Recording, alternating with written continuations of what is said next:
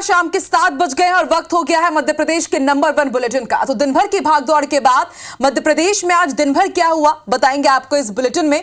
आइए शुरुआत करते हैं और सबसे पहले देखते हैं शाम 7 बजे की 7 बड़ी खबर। तो पहली बड़ी खबर हम आपको बताएंगे भोपाल से। कांग्रेस से एक एक करके हाथ छूट रहे हैं, बीजेपी का कुनबा बढ़ रहा है कि ना, लेकिन अरुण यादव की हाथ किस लिए है। भोपाल से अगली बड़ी खबर, चुनावी बिसात, किसानों को कौन सी बड़ी सौगात मिली है। धार से अगली बड़ी खबर, अब भोजसाला की बारी है ज्ञानवापी के बाद। पांचवी बड़ी खबर, भिंड में बहन के कारण ही मर्डर हुआ, यह बड़ा खुलासा हुआ है। छठवीं बड़ी खबर, भोपाल से जब दीदियों ने आज ड्रोन उड़ाया उसका नजारा भी आपको दिखाएंगे। और सातवीं बड़ी खबर है विदिशा से 300 गांव की अब प्यास कैसे बुझने वाली है। ये 7 बजे की 7 बड़ी खबर, एक एक कर इन खबरों को विस्तार से आपको दिखाएंगे। तो 7 बजे की 7 बड़ी खबर है, एक एक कर इन तमाम खबरों के बारे में आपको जरूर बताएंगे। शुरुआत करते हैं खबरों का सिलसिला।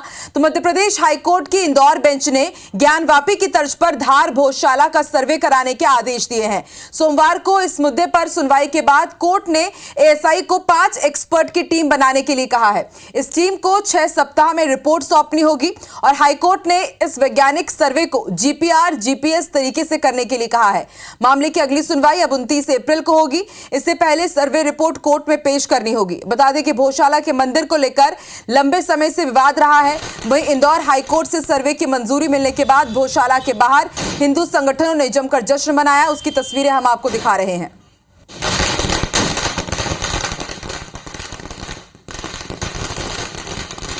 तो अब तक क्या क्या हुआ है वो भी हम आपको ग्राफिक्स के जरिए बता रहे हैं। धार के भोजशाला का अब एएसआई सर्वे होगा वैज्ञानिक तरीके से। 5 फरवरी को माननीय न्यायालय से यह मांग की थी कि धार का ये जो मंदिर है मां सरस्वती का भोजशाला का मंदिर है, इसके भी पूरी तरीके से वैज्ञानिक सर्वेक्षण हो। न्यायालय ने आज एएसआई को यह आदेशित किया है। इस पूरे उसमें और 5 लोगों की एक उसमें कमेटी बनी है और सारे ही जो माननीय न्यायालय ने कानूनन बिंदु दिए हैं उस पर सारी चीज़ थोड़ी देर में स्पष्ट हो जाएगी।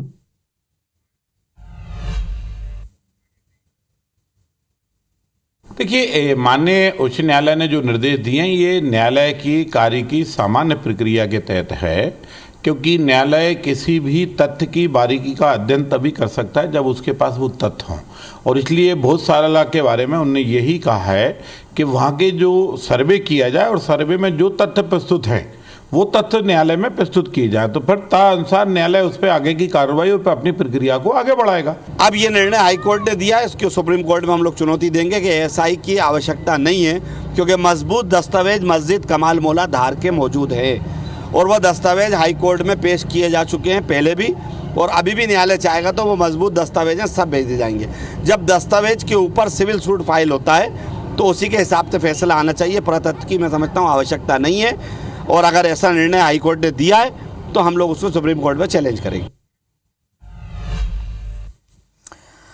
और अब बात करते हैं कांग्रेस बीजेपी की सीईसी मीटिंग की। जी हां, लोकसभा प्रत्याशियों को लेकर आज बीजेपी कांग्रेस का मंथन जारी है। सबसे पहले हम आपको बीजेपी की तस्वीरें दिखा रहे हैं। दिल्ली में एक तरफ बीजेपी केंद्रीय चुनाव समिति की बैठक हो रही, तो दूसरी तरफ कांग्रेस की भी सीईसी बैठक जारी है। बीजेपी केंद्रीय चुनाव समिति की बैठक में एमपी के बाकी सीटों पर प्रत्याशियों के नाम पर मंथन हो रहा है।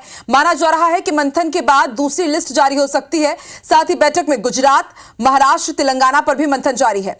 वहीं दिल्ली में आज कांग्रेस केंद्रीय चुनाव समिति की भी बैठक जारी है। बैठक में लोकसभा प्रत्याशियों के नाम पर मंथन होगा।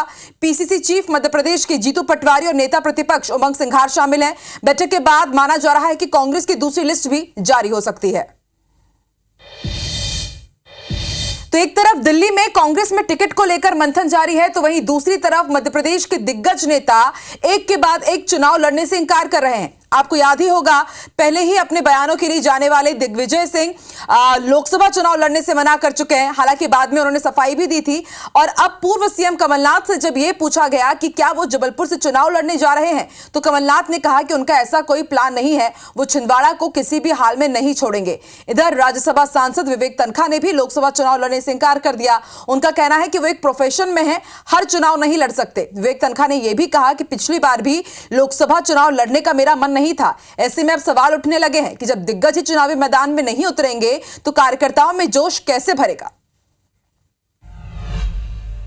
जबलपुर से चुनाव लड़ने का प्लान है सर? कोई प्लान नहीं है। मैं छिंदवाड़ा किसी हालत में नहीं छोड़ूंगा। सर जबलपुर में जाने का भाजपा में शामिल हो रहे हैं लगातार। कांग्रेस नेता लगातार भाजपा में शामिल हो रहे हैं। सुरेश कचौड़ी जी शामिल हुए देखिए, मेरा तो चुनाव मैदान में जाने का कोई इरादा है नहीं, क्योंकि मैं एक प्रोफेशन में हूँ और मेरा प्रोफेशन नहीं हो सकता कि हर चुनाव में मैं सामने खड़ा हो जाऊँ। 2 बार पार्टी के कहने से, लीडर्स के कहने से मैंने चुनाव लड़ा था। मैं खुद नहीं लड़ना चाह रहा था 14 में और 19 में। सबको पता है, मैं तो अपनी बातें कोई छुपाता नहीं हूँ। मगर हम चाहते हैं कि नई लीडरशिप बने, नए लोगों को चांस मिले, यूथफुल लोगों को चांस मिले। तो एक तरफ कांग्रेस के दिग्गज नेता कांग्रेस की तरफ से लोकसभा चुनाव लड़ने से मना कर रहे हैं, तो वहीं दूसरी तरफ पूर्व पीसीसी चीफ अरुण यादव ने गुना सीट से अपनी दावेदारी पेश कर दी है। दरअसल अरुण यादव गुना सीट से बीजेपी प्रत्याशी ज्योतिरादित्य सिंधिया के खिलाफ चुनाव लड़ने को तैयार हैं और सीसी की बैठक जो भी जारी है उससे पहले ही वो दिल्ली पहुंच चुके हैं। अरुण यादव ने कांग्रेस अध्यक्ष मल्लिकार्जुन खड़गे और केसी वेणुगोपाल से मुलाकात का वक्त मांगा है। देखने वाली बात होगी कि आज जो लिस्ट शायद सामने आ सकती है उसमें अरुण यादव को जगह मिलती है या नहीं।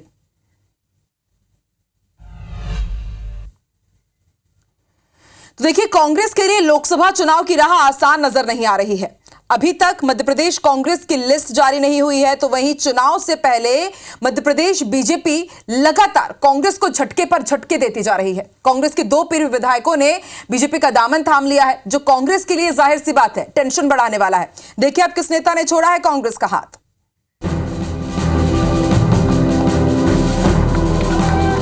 सागर जिले की खुरई सीट से विधायक रहे अरुणोदय चौबे और पन्ना के गुन्नौर से कांग्रेस विधायक रहे शिवदयाल बागरी ने बीजेपी ज्वाइन कर ली। वहीं अलीराजपुर जिले में 6 बार के सरपंच और 3 बार के जनपद सदस्य रहे भील नेता कांग्रेस जिला उपाध्यक्ष कमरू भाई ने भी बीजेपी ज्वाइन कर ली। सर, मैं जो राम का वो कोई काम का नहीं, इस बात को लेके आया।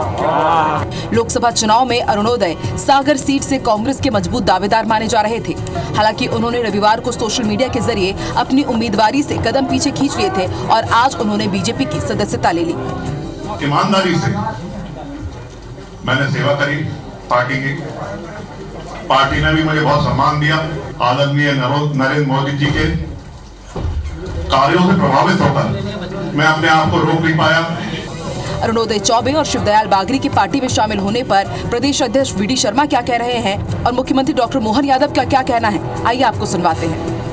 सशक्त और भाजपा नेता के काम से और नाम से वो जाने जाते हैं। अरुणोदय चौबे जी को मैं भारतीय जनता पार्टी के परिवार में बहुत उनका स्वागत करता हूँ।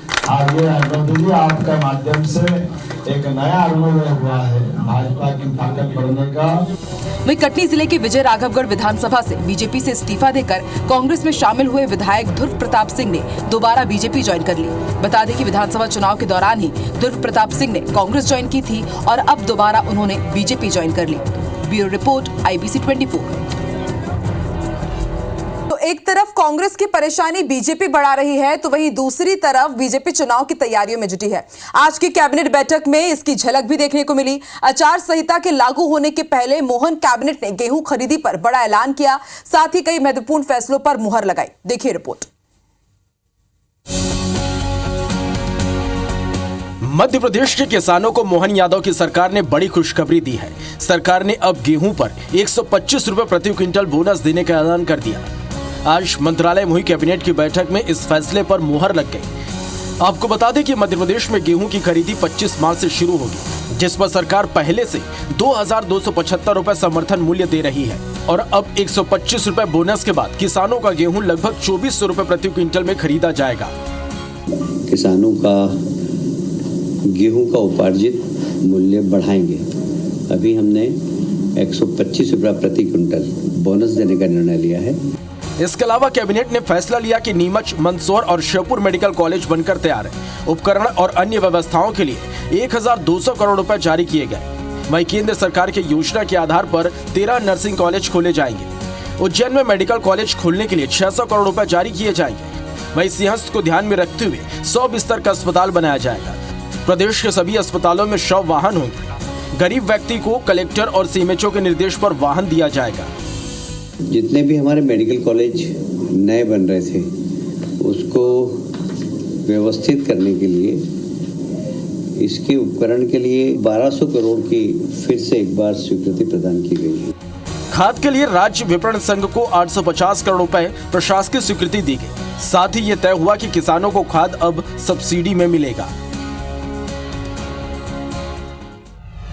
मध्य प्रदेश के मुख्यमंत्री डॉक्टर मोहन यादव ने भोपाल में केन बेतवा पार्वती काली सिंध चंबल जल कलश यात्रा का शुभारंभ किया और इस मौके पर सीएम ने कहा कि केन बेतवा और पार्वती काली सिंध चंबल नदी जोड़ने की ये योजना बेहद महत्वपूर्ण है। इस परियोजना से देश और प्रदेश की तस्वीर कैसे बदलेगी, इस रिपोर्ट में देखिए। मध्य प्रदेश के मुख्यमंत्री डॉक्टर मोहन यादव ने भोपाल में केन बेतवा और पार्वती काली सिंध चंबल जल कलश यात्रा को हरी झंडी दिखाकर रवाना किया। केन बेतवा लिंक परियोजना के तहत विदिशा जिले में 2 डैम बनाए जा रहे हैं, जिससे 86 गांव लाभान्वित होंगे। योजना को लेकर सीएम मोहन यादव ने क्या कहा, सुनिए। ये केन बेतवा नदी योजना जो विश्व की सबसे पहली नदी जोड़ो योजना है, इसके शुभारंभ के बाद वाकई में ये पूरा क्षेत्र एक अलग दुनिया में जाएगा, एक अलग प्रकार से विकास का रास्ता तय है। बता दें कि दोनों परियोजना से 17 जिलों के 3614 गांव लाभान्वित होंगे। सभी गांव के मुख्य मार्गों से जल कलश यात्रा निकाली जाएगी। ग्रामीणों के साथ महिलाएं, किसान और जनप्रतिनिधि शामिल होंगे और जल की आवश्यकता पर जागरूकता कार्यक्रम आयोजित किए जाएंगे।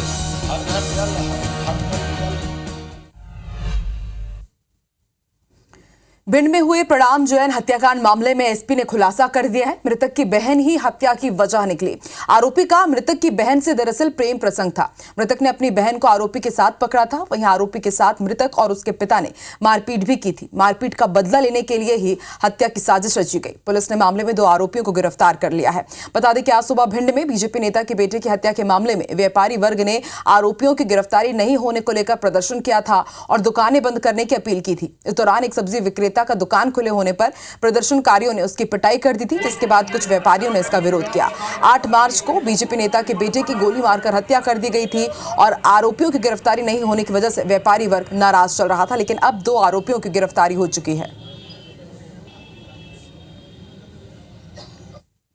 जो ये आरोपी है, इसको जो विनोद जैन है, उन्होंने क्योंकि उनकी बेटी से बात करता था तो इसकी थोड़ी मारपीट कर दी थी, तो उस दिन से इसके दिमाग में आया था बदला लेने के। अभी टोटल हमने ये 2 लोग जो आरोपी मुख्य आरोपी हैं, इनको तो अरेस्ट कर लिया है। इसके अलावा तेज सिंह है, क्योंकि पूरी प्लानिंग में शामिल था।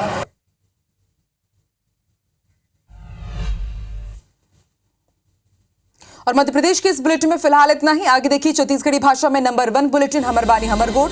मुझे दीजिए इजाजत, नमस्कार।